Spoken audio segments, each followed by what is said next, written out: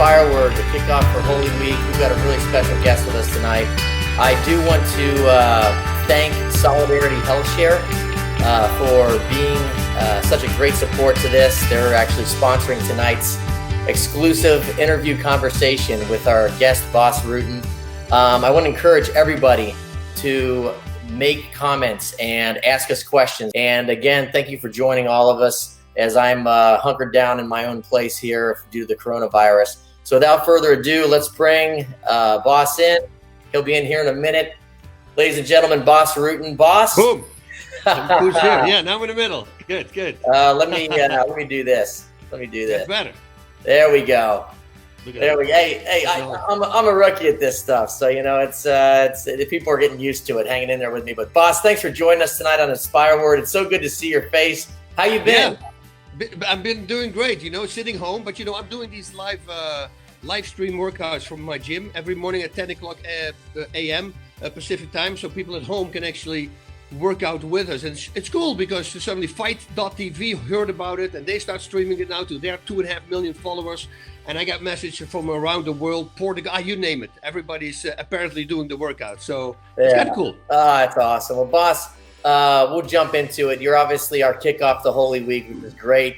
Everyone needs the motivation with all the craziness that's going on, the reminder of, keeping prayer life going, overcoming adversity. For those people that have lived under a rock for the last, 20 years and don't know who you are, could you start with your story and the adversity you overcame? Kind of just start with who you are from, back in the days of bouncing to now climbing to where what you've become. Yeah. Oh, wow. This goes back a long time. So I was very sick as a kid. I had a horrible skin disease. They called me a leper in school. So, something that I really hated now, but since it's in the Bible now with leprosy, I kind of take it. Had severe asthma as well. So that meant I took a lot of medication. I believe it was 45 pills a day, 3 times 15, which could, maintain a little bit with inhalers. But then every 5-6 weeks, I would have an asthma attack, week in bed, not able to eat at days because I simply couldn't breathe, like really bad, couldn't walk stairs, no nothing. Needless to say, I was bullied a lot. And then I tried to make it a little fast. So when I was 12 years old, we were on a vacation and we sneaked into a movie theater watching Bruce Lee Enter the Dragon, the movie, which was 17 years old. But my brother and I, we found a way to sneak in there. First of all, it was for free. And second of all, we were in. And that's where I saw this little guy, Bruce Lee, knocking people out left and right. And I'd be like, well, wait a minute. If I become like that guy, then I can start doing the same thing to my bullies. So I came home, asked my parents, but they're very relaxed people. They always thought that martial arts is violent, so it took a long time, 2 years of begging. Every week I would come, and finally they broke and they said, okay, you go do it. And I was very fortunate. I had a really beautiful neighbor girl, and she was dating one of the coolest guys in town. Xavier was his name, Xavier, that's how we pronounce it in Holland. And he took me under the swing onto the adult classes. And from that moment on, everything went really fast. I think like in 2 or 3 months, I started beating some of these adults. And then I overheard him talk about me in the dressing room. Man, did you see that kid, Bas? He dropped Jack, and everybody's laughing. Jack, of course, embarrassed. And then, but man, that kid is really good, And as a kid, when you only hear bad things about you, but then suddenly adults actually say good things about you, I start getting more confident. And that led, of course, to a fight, which was for me a big fight. It was the biggest bully in my school. Shaki was his name. And I was riding my bicycle on the street, and there he came with 6 of his friends and shouted, "Hey, leper, watch out, your feet don't fall off." It was always something along those lines. And this time I shouted something back, and I heard them laugh, and I looked back, and sure enough, they started to chase me. And I told myself, this is it. I'm not going to do it anymore. So I put the bike on a stand, and they surrounded me with their bikes. And Shaki, of course, came to the center of the group, and he started bouncing his chest into me and telling me that I had to hit him. "Come on, leper. Hit me, leper. Hey, Rutten." So I obliged. I just did what he asked me to do. And that's when I found out that bullies were actually very weak. I mean, there was one punch, knocked him out cold. His nose was flat on his face. His friends, well, they were not his real friends, I guess, because nobody jumped in. Everybody was afraid.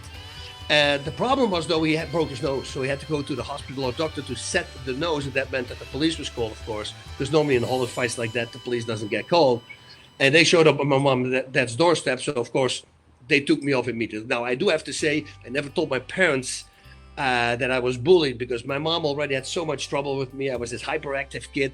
I didn't get good attention. So as a kid, what do? You get bad attention. So I was the class clown, always causing trouble, kicked off school, kicked out of class. I mean, I think in one season I got kicked out over 60 times in the class. So I was quite a handful. And every night they would mummify me, my mother, like putting creams on my arms because it was very prominent on my hands and in my neck and on my arms. So they would put creams on there and mummify me, like putting bandages around it. In the middle of the night I would scratch that off again because it would itch so bad, so she had to do it again.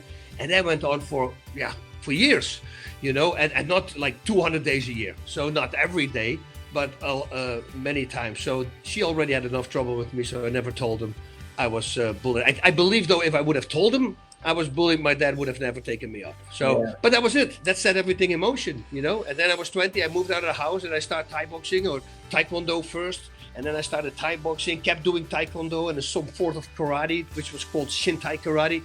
But I wanted to compete and I started knocking out people left and right. And I stopped. I became a bouncer. Crazy life as a bouncer. Slowly but surely, I realized, this life is not going to lead me anywhere, It's because I saw people passing away left and right. One got shot, one got drugs, and I go, maybe I should stop this. So I moved away and I started training myself again. And I started becoming a Thai boxing coach. And that's when I suddenly got a phone call from somebody that I knew, Chris Dolman from Amsterdam, who was the godfather of MMA, so to say, in Amsterdam, in Holland. And he said, hey, Bas, you got to jump in your car right now because Amsterdam is like a 2.5 hour drive away from me. He said, there's people here for a new organization called Pancras. They're scouting and they're looking for new fighters. Maybe if you come here and you show your techniques, maybe they're going to hire you, and you can fight for their organization, make some money. So I jumped in the car, went over there, had to spar with one of his champions. And that guy, and they were filming. And I think because they were filming, he tried to go really hard on me. So I stopped him and I said, dude, we don't have to go hard. Let's just chill. They only want to see technique. And then he turned it up. So I think he thought I was afraid. So I stopped him again and I say, hey, this is cool. I don't mind, but it's not going to be one-way traffic. You understand that, right?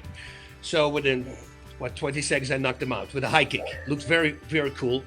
He needed a bunch of stitches in his eyebrow. He went down. I saw the two scouts pointing at me. They said, we want him. That was it. It was decided at that moment. And then September 93, September 21st was my very first fight in Japan.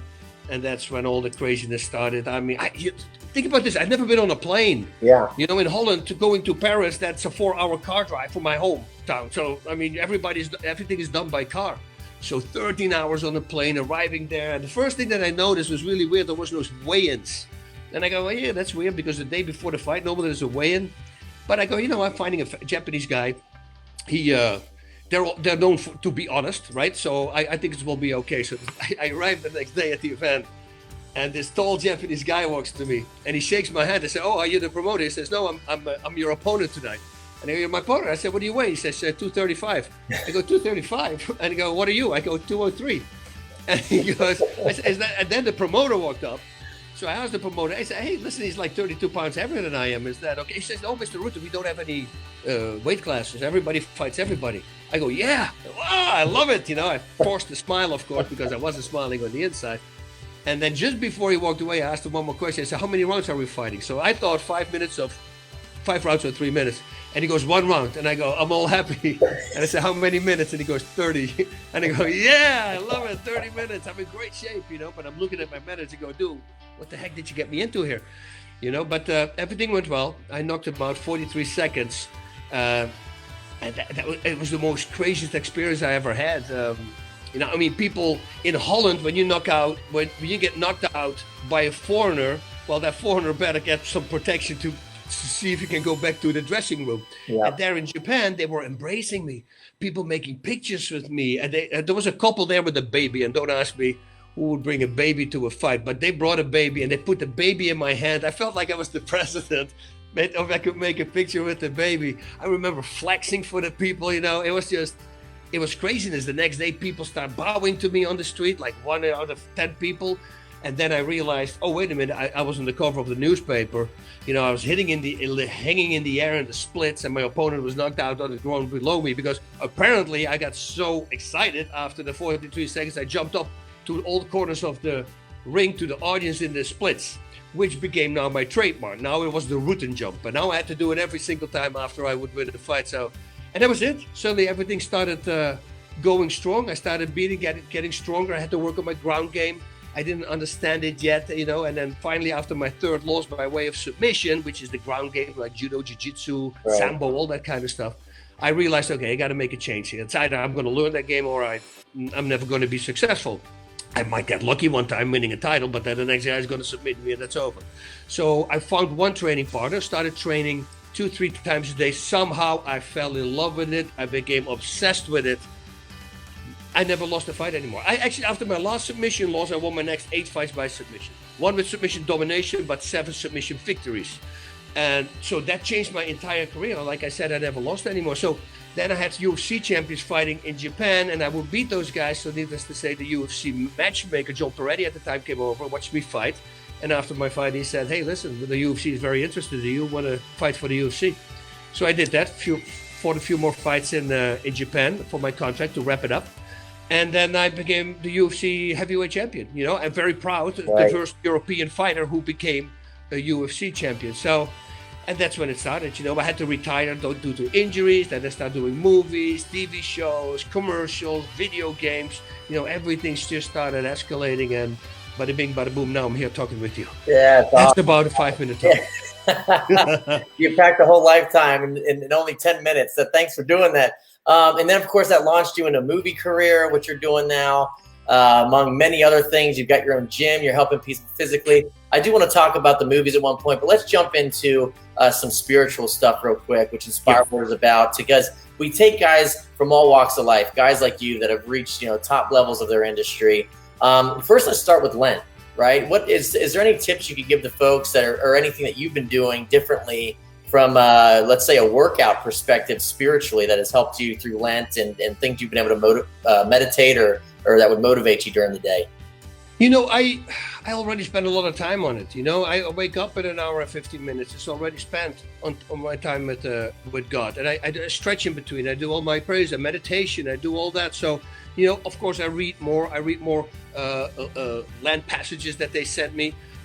Also, last year I was doing the Exodus 90, so 90 days that we tried to, so 90 days with nothing. This no candy, no sweets, no TV, no phones, only for your job you could do these things. There's a whole laundry list. It's like literally Lent on steroids, only cold showers. Oh, you work out, you have to sleep certain hours. You have to, it was very hard and it was perfect. And this time for Lent, I said, okay, I use snus, tobacco. I said, I'm going to break that down, and at the end of Lent, it's going to be over, and like with drinking, with me, it's still a thing. I've always been this guy with, with an addictive personality, which can really help you in fighting if you use it for fighting. But of course, once you stop fighting, you got to really watch out with alcohol and drugs and all that kind of stuff, because if I like something, I always think, well, one is good, 2 is better, so I have to need that under control. I already haven't been drunk for a long time that I really control it, but I want to get it completely out. So that's where I'm focusing on right now. I have a pain stuff that I'm taking also, nothing heavy, but I'm just saying now, okay, I'm going to break that slowly but surely down as well. But it's a non-addicting thing, so it's not like not like an OxyContin or something which I did have a problem with like in 2008 for a short amount of time because I had way too many injuries.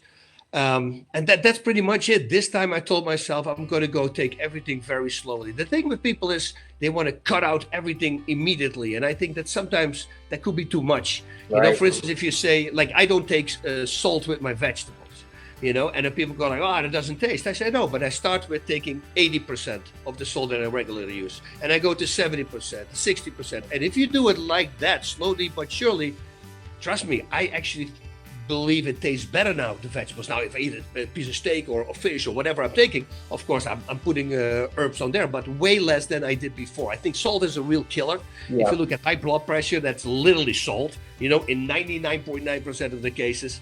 So, just stop it at sugars. It's the same thing. In the middle of the night, if I wake up and I eat, I have an incredible body. I can eat like an insane amount. But if I would eat sugar in the middle of the night, something sweet, whatever it is, I always wake up like groggy and heavy. If I don't, I wake up, open my eyes, and I'm good. So all these things that they are bad for you, but you still do, start cutting them out slowly but surely. And that's what I did with this Lent. this year. And like I said, I do daily mass. I do all that already. Yeah, of course not now, because we're sitting in this whole COVID-19 thing. But normally, yeah, I didn't add anything more to it. Just reading passages from Lent every day, an extra I'll read, but that's a 5-minute extra read or so. Boss, that's great. And you're an expert in fitness, and along those lines, can you touch on maybe folks that know someone or even might be watching that struggle with addiction?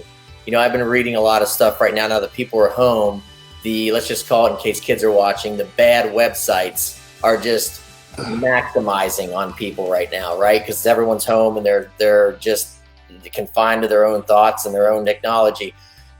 And with addictions in general, what would be your advice to people that are struggling with an addiction based on what you just said, moderation, cutting things out? What would you say to them?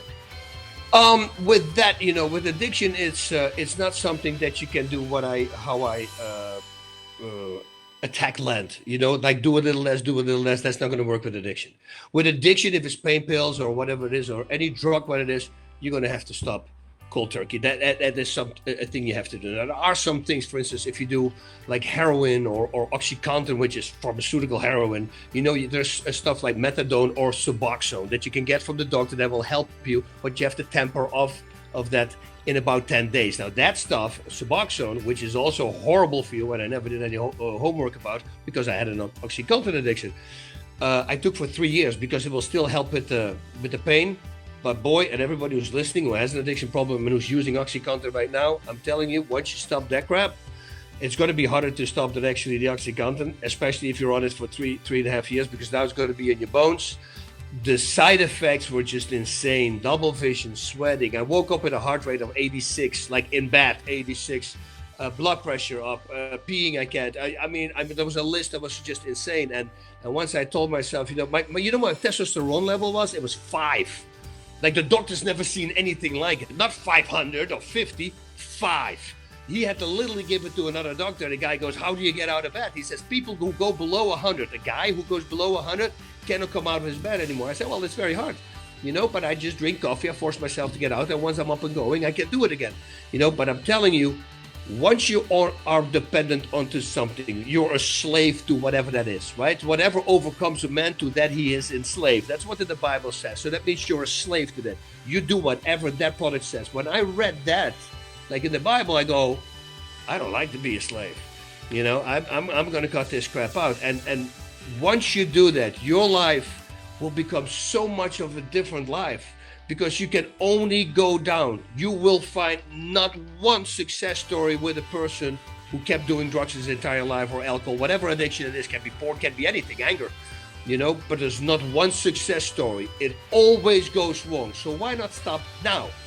And I'm not meaning, I'm going to do it tomorrow. No, just stop now.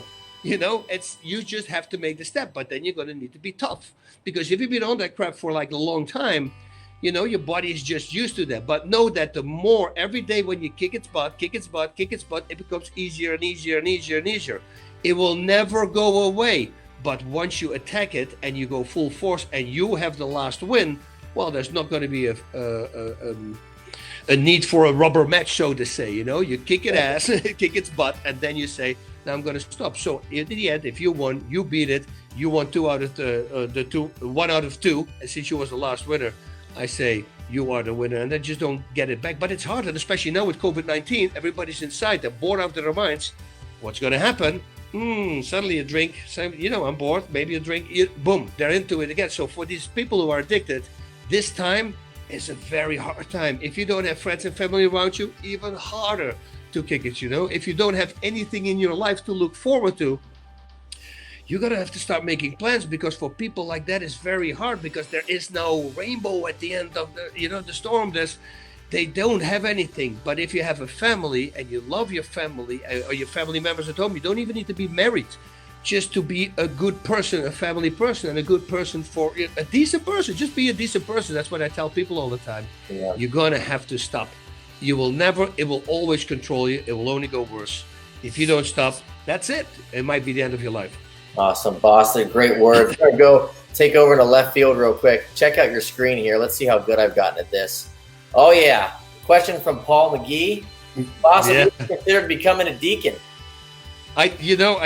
I did think about. We have Deacon Jess with us here at St. Jude's, and he's a really great guy.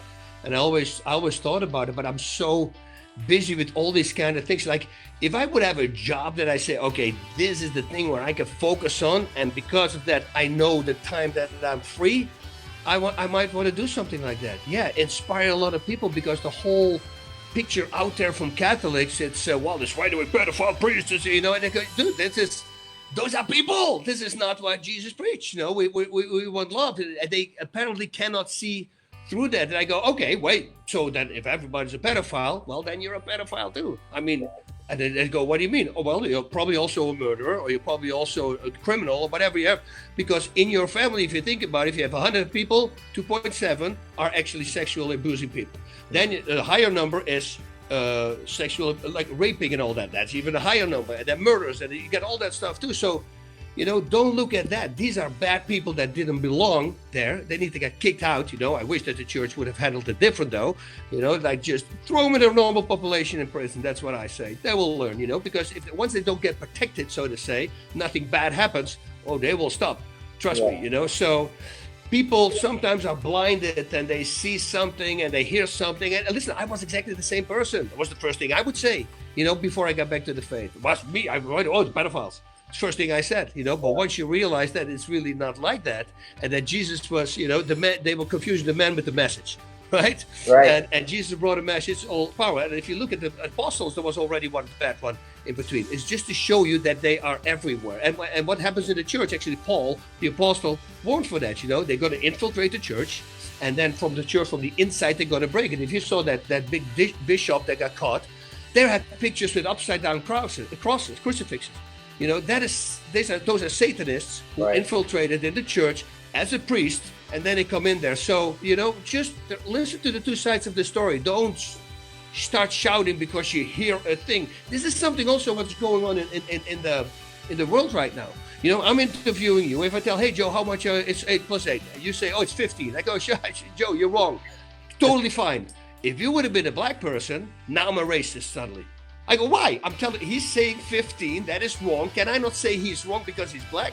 But see, and if you will be gay, I will be a homophobe. But if you or a Muslim, I'm a Islamophobe. There's all these crazy things right now. You can't say the truth anymore, because if that person is not exactly like you, well, then you're a bad person. But it's not. Truth is truth. It's very simple. And that drives me just nuts. And most of the time, those people are the people who are shouting against the church, because they only look here. They're like the horses with those blinders on, and they only focus on themselves, and that is pride. And pride, well, just know that every person in hell is proud. Yeah, well, I think you're right. I mean, there is definitely a spiritual battle going on, Bas, without a doubt. We got another question for you from Brian McIntosh. Bas, has your family and friends been supportive of your journey into the Catholic Church? Did you lose, or did you get challenged by anyone or someone when converting into the church? Oh, on my Facebook page, for instance, I was growing 2,500 members a week, 10,000 a month for years. And as soon as an article came out from the Catholic faith, it stopped for at least a year. So that's how people think. Me, I came home. My wife always told me that she doesn't need to go to church, that she's a good person, and she believes in God. There is a God. Too many things happened to us. We were in the spirit in our old home. We had some crazy situations. And but that was her outlook on it. But once I decided I want to get back into the faith, then she said, okay, we're going to see how long this is going to take, because she knows me. I come back with something, I'm very excited, it's for about 6 weeks, and I'm bored of it, and but now she saw suddenly I really was invested to it, and she saw the changes that I started making, and I started becoming a better person and a better thing. And I was never a bad person, but I was very destructive to myself, like drinking and craziness and all that stuff. But everything started to go clean up, and suddenly I told her, hey, I want to get married with you again, this time for the church. The next day was a Monday. I told that to her on a Sunday. I'm trying to get a hold of her, and it was around noon, and I couldn't get a hold of her. And she calls me back at like noon 45, and I say, hey, where were you? She says, I was at Mass. I go, excuse me? She says, yeah, I went to daily Mass, and I just signed up for RCIA classes because I got baptized, but I never did my confirmation. That was the support of my wife. Immediately accepted, immediately done. My youngest daughter already is baptized as well, or my oldest here. and my youngest we're working on it. Let me say that. Because kids are kids. But Right. yeah, and the people are people. But once you look through that, these are just the idiot people who just don't look any further. Yeah. And I don't care about these people. Like, I don't care. I'm always was a big fan, and no, I'm not because you went back to the church. I go, that you were never a big fan, because if you would do your homework, you realize that church is actually a really good place to be. Actually, right now in this day and age, with all the murder and raping and everything that comes out, I think we really need it. Yeah, I think without a doubt. Without a doubt. Boss, that's actually a good segue. Thank you to Eduardo for this question. He's saying, how can you really express your Catholic faith with non-believers, let's just say in the secular world, you being in the spotlight constantly and have come out unabashedly, let people know that you're Catholic. What are some tips on how you overcame when you had to make that decision? You know what? The heck with it. I'm going to choose God and Jesus over everything else. Think about this. If you believe that this life on earth is it, and you go somewhere, I like to clean up my life. I've been attacked by a ghost in my house. I've seen a curtain when I thought a person was in the house, running after the person that I thought was in the house. We had a thick curtain hanging in front of the doorpost, flew up against the ceiling. So I keep sprinting because a person just ran through it. There was nobody in the house. Yes, the doors were closed. All these idiots always, maybe there was there was a Category 4 hurricane going on that blew up. Come on, dude, be honest. I'm not an idiot. I've seen them walking around, been attacked myself. Actually, in this house, we walk in this house after the first night. I asked my oldest daughter here. I said, "Hey, how was your first night?" She says, "Oh, I had a visit from 2 boys." And I go, "Whoa, what?" And she saw the spirit in her old home. She could exactly describe what she looked like. It was a woman. And I go like, "What a spirit?" They go, "It's not freaking you out." She says, "No." I said, "Why not?" No, they're just, they were nice. And they left me alone when I wanted to be left alone. And I go, "Well, how old?" And she goes, "I don't know, 16, 17 years old." I go downstairs, I type in on my computer, did ever something happen? And I type in my street. Boom, first thing that pops off, 2001, 4 kids, 1 girl, 3 boys, drove through our wall here. 2 of them died. Both these kids were 17 years old, 2 boys.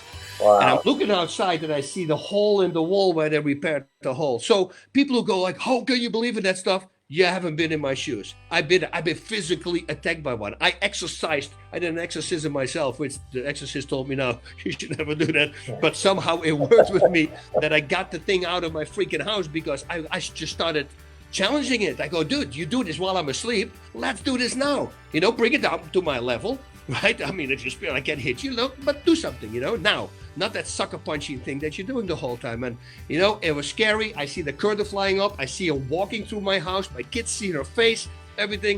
This what happened here.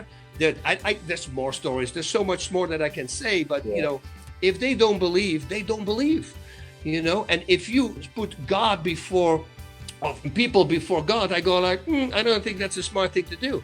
Because if that evil is there, you can only get away, you can only hunt it away with Jesus, with the good stuff, and I like to go to heaven. And hopefully, I'm probably going to end up in purgatory anyway, although I'm doing very good things. We have a lot of flaws, but I don't care about people. If you don't believe, well, then don't believe. Who really cares about that? Bas, do you remember the exact moment when you started considering the Catholic faith? Like with all the stuff you've been through, everything you just explained, fighting to just all the wildness.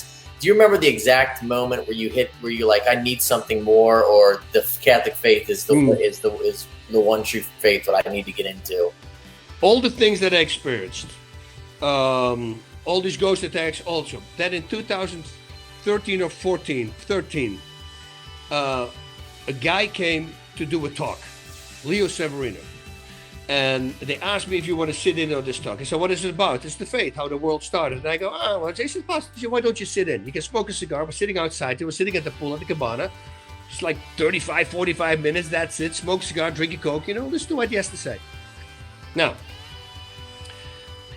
so I'm going to back up. So when I was 10 years old, I took a lot of medication in my life. A lot affected my brain, which we later found out. And thankfully, when I stopped it all started coming back. At least my memory started coming back. Not from past things, because I don't have a lot of memory from past things. Maybe because I was bullied, I was always pushing that out. I don't know why. But anyway, one memory sticks in my head, and I can smell it. I do anything. I can say what table I was sitting. I was 10 years old, where I was, what tree I was looking at. I can every detail till this day. I can completely describe. And why would that stick out so bad? So the situation was this. I'm looking outside in class, and the teacher's trying to get a hold of me. And I know he's talking to me, but I'm just mesmerized by this tree. And suddenly he's shouting, and the whole class is laughing. I Rutten. I go, what? And he goes, what are you doing? I said, I'm looking at that tree.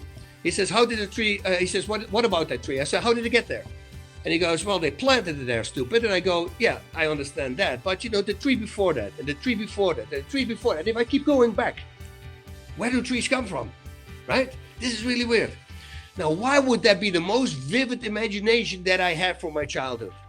Then in 2013, the speaker comes up, Leo Severino, and he starts talking. A leaf fell from a tree. And he says, that leaf just reached its end destination. He says, let's start backtracking this leaf. He goes to the branch, and he goes to the tree before, and he goes to the tree before, and he goes to the tree before. And while I'm listening, I'm going like, and imagine this. This is after I've been attacked by a ghost. We see flying things around. I mean, crazy stuff. I go, whoa, where do I know this story from? And I realized, dude, this is when I was 10 years old. Where does the tree come from? And he used the tree. What are the chances many years later? Do I have that memory? And then he started going back. And then eventually, when he started backtracking that leaf, getting to a very solid proof of the very existence of God, that was it. That was it for me, together with the ghost attacks, with everything that I had. That made it all full circle, because why would I have that freaking scene in my head from when I was 10 years old that is so vivid? Literally, I can walk to the classroom right now, sit at the same chair, point out the tree. I can do anything, you know? And that was for me, okay, this is it.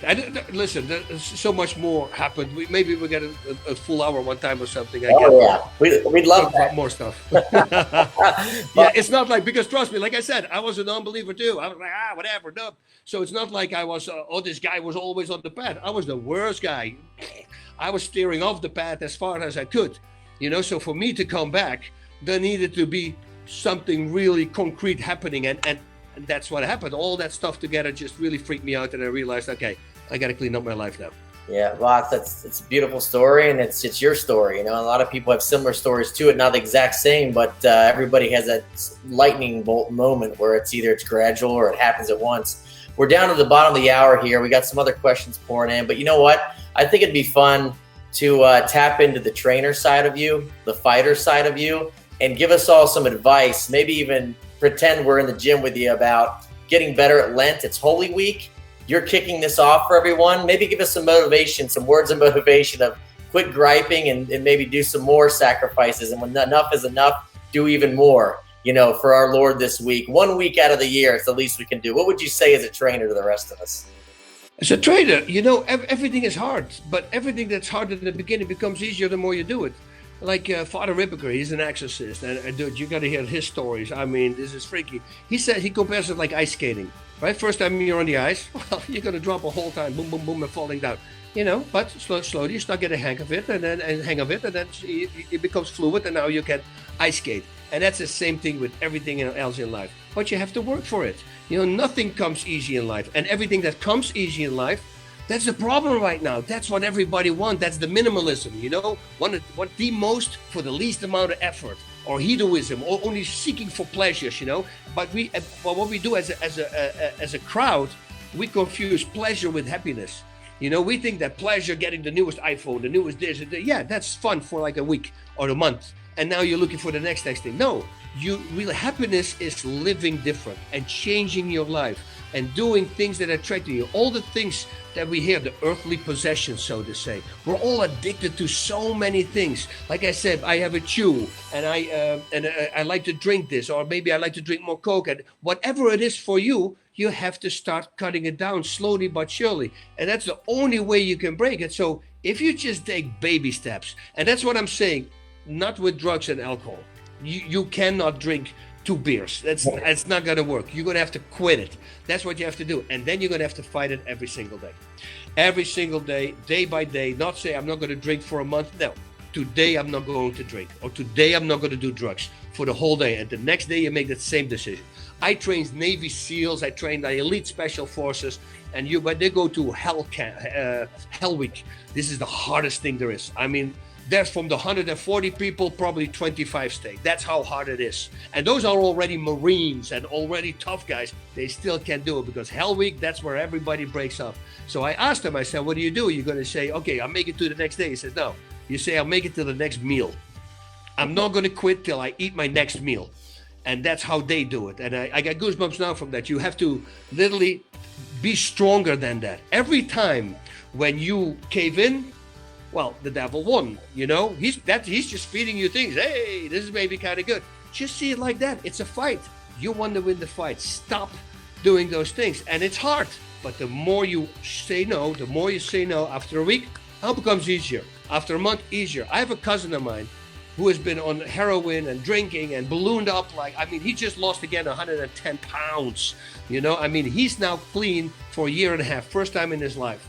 And he's sitting inside with the COVID-19 thing by himself, no friends, no nothing, and he's still strong. You see guys like that, oh man, I say that is real toughness. Yeah. They always say, "Oh, Bas, you're a badass." No, that is a badass right there, sitting by himself, having nothing in life, not a job, no nothing, and still not doing it.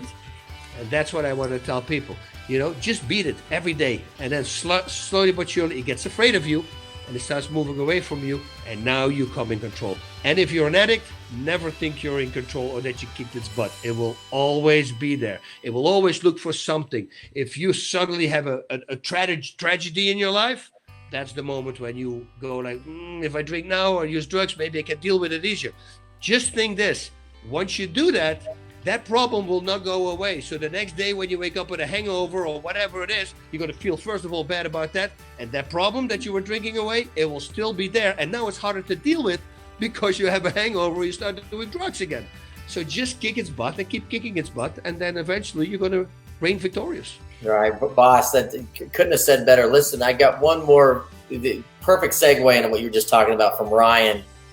He basically summarized it. Do you see any similarities between martial arts techniques and fighting for your faith and Catholic virtue?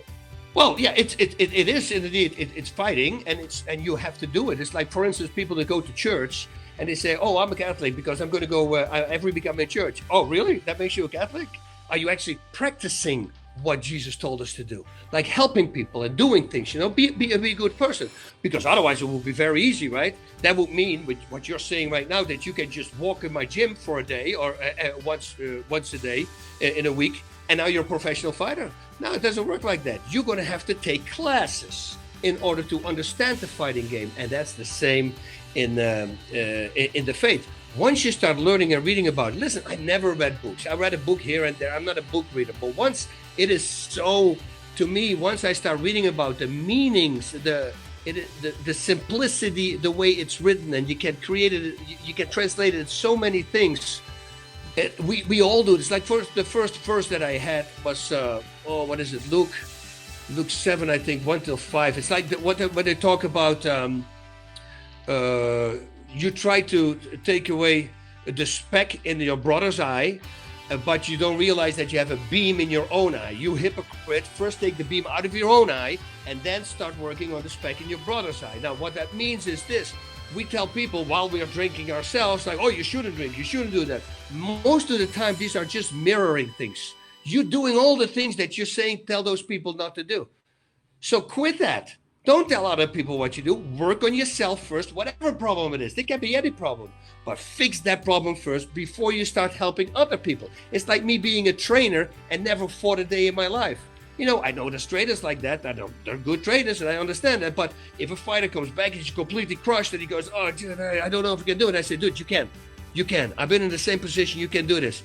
Now he knows, like, "Oh, I have been there, and if he can do it, I can do it, But if nobody has ever been there, and then you say, "Oh, you can do it. I know you can do it." How would you know? You've never been in that situation. You see what I mean? So that's it. You need to fight. You need to learn about it. Once you learn about it, I'm telling you, if you give it a chance, I tell everybody, for 3 months, you're completely back into the faith. But ask the right questions. Don't be with people who just constantly shouting Bible verses and all that stuff, all day long. And they make you crazy. Don't do that. Try to understand what it is, and you'll be surprised how interesting it is. Trust me. Bas, absolutely inspirational. Thanks so much for taking the time to be with us tonight. I tell you what, we're going to have you on more and more again for words of inspiration. That's what this whole series is about. Anyone watching, if you want to see Bas's interview and show it and share it with friends, go to inspireWord.com. That's exactly what it sounds like. Inspire and Word, inspireWord.com. We have a list of a bunch of different guests coming up soon that'll be following Bas this Holy Week. Boss, I couldn't think of a better way to kick off the Holy Week than with you, your words of motivation.